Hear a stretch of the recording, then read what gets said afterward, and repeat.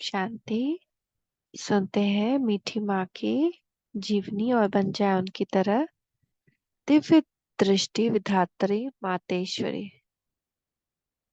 गुरुदासपुर से ब्रह्मा कुमारी सुमन बहन जी अपना अनुभव सुनाती हैं कि मातेश्वरी की भावना इतनी पवित्र और परिशुद्ध होती थी कि उनका दर्शन करते ही कैसे भी विरोधी भाव वाले अथवा अन्य भाव वाले व्यक्ति हों, पूर्णतः बदलकर शीतलता का अनुभव करते थे और महसूस करते थे कि इस महान आत्मा के दर्शन पाकर हम धन्य हो गए। मातेश्वर जी का इतना प्रभाव था कि उनके सामने कोई भी कैसी भी आत्मा आए परिवर्तित हो जाती थी।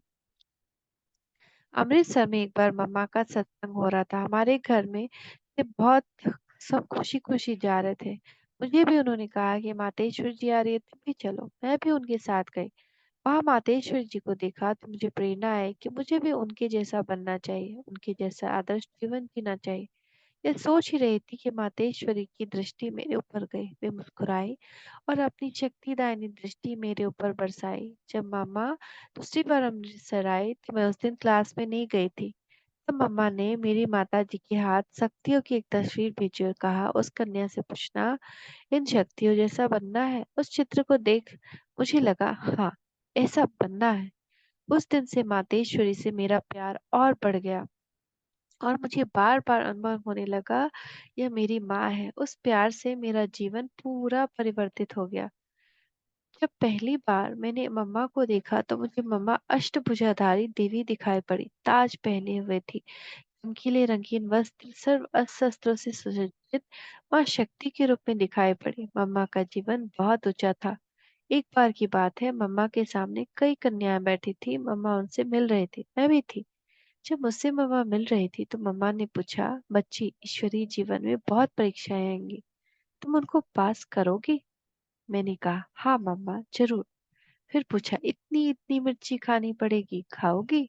मैंने कहा, हाँ जी। आगे फिर कहा, इतने बड़े बड़े घड़ों पानी पीना पड़ेगा, पियोगी? मैंने कहा, हाँ जी। पुनः पूछा, इस संसार में चलना है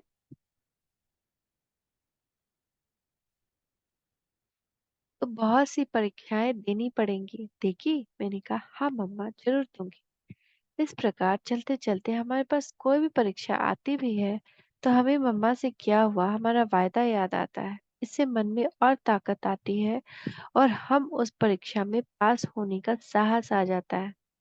भवभयहारिणी शक्ति माँ करनाल की ब्रह्मा कुमारी कमला बहन अपना अनुभव ऐसे सुनाती हैं कि मम्मा के अंदर निर्भयता का संस्कार बहुत प्रबल था। वे सत्य ज्ञान को इतना निर्भयता से सिद्ध करती थी कि सुनने वाला कितना भी पढ़ा लिखा तर्क वितर्कवादी हो वह झुक जाता था। एक बार की बात है, करनाल के मम्मा मम्मा के निमित्त एक सार्वजनिक सभा का आयोजन किया गया। मम्मा उस समय कर्म सिद्धांत के बारे में भाषण कर रही थी। वहां का नगर पालिका अध्यक्ष कुछ लोगों के साथ विरोध प्रकट करने के लिए आया। मम्मा ओजस्वी भाषण उस बड़ी सभा में सुना रही थी। मम्मा ने पूरे 1 घंटे तक भाषण किया। भाषण पूरा होने के बाद मम्मा स्टेज से उतरने जा ही रही थी कि वह नगर पालिका अध्यक्ष आकर मम्मा को साक्षात नमस्कार करते माँ माँ कह आंसू बहा रहा था। उसको मम्मा से शक्ति माँ का साक्षात्कार हुआ था। इस प्रकार मम्मा के निर्भयता के गुण कई आसुरी संस्कारों वालों को पराजित किया और उन्हें शरण में आने के लिए मजबूर किया था। सेवा ही सम्मान दिलाती है। मम्मा के इस निर्भयता के गुण ने मुझे पारिवारिक के लौकिक बंधनों को तोड़ने की प्रेरणा दी। क्लास में आने के लिए ही मुझे बंधन डाला जाता था, तो समर्पित होने की बात तो मेरे लिए दूर की बात थी। लेकिन मम्मा की निर्भयता के गुण को मैंने अपनाया और सारे बंधनों को तोड़ डाला। इस प्रकार हमें निर्बंधन बनाने में मम्मा का के बोल ही पूरे सहयोगी रहे।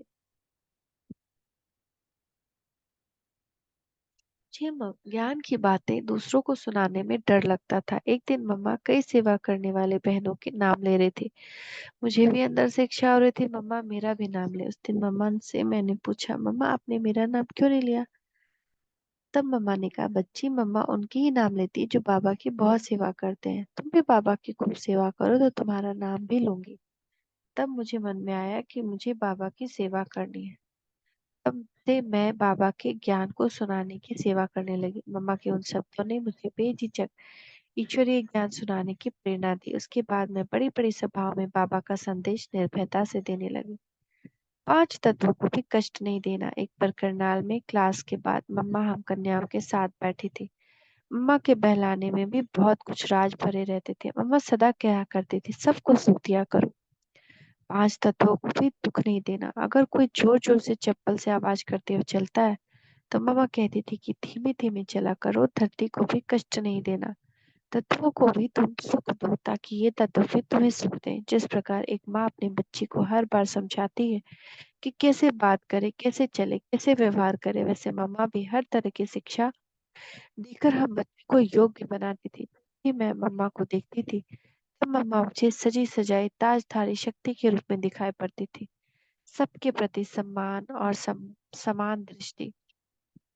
माँ होने के कारण मम्मा के लिए सब बच्चे अपने ही बच्चे थे। वे किसी तरह का भेदभाव नहीं करते थे। जिस प्रकार लौकिक माँ अपने बुद्धिमान बच्चों को प्यार करती है और बुद्धिहीन बच्चे को भी प्यार करती है, उसी प्रकार कोई यज्ञवत्स मम्मा के पास किसी की शिकायत लेकर जाता था तो मम्मा कहती थी, बच्चे, उसका कोई अवगुण बनाने से पहले तुमको उसका कोई एक अच्छा गुण सुनाना पड़ेगा। पहले उसका एक अच्छा गुण सुनाओ, बाद में उसका अवगुण सुनाओ। जब वो उसके अच्छे गुण के बारे में सोचने लगता था तो उसमें जो जोश होता था वह धीरे धीरे ठंडा हो जाता था। उसका अच्छा गुण सुनाने के बाद उसका अवगुण कैसे सुना सकता था। इस प्रकार मम्मा प्यार से दोनों बच्चों का झगड़ा स्नेह में परिवर्तित कर देती थी और अपने दोनों बच्चों के प्रति एक समान दृष्टि रखती थी। ओम शांति। ओम शांति। ओम शांति।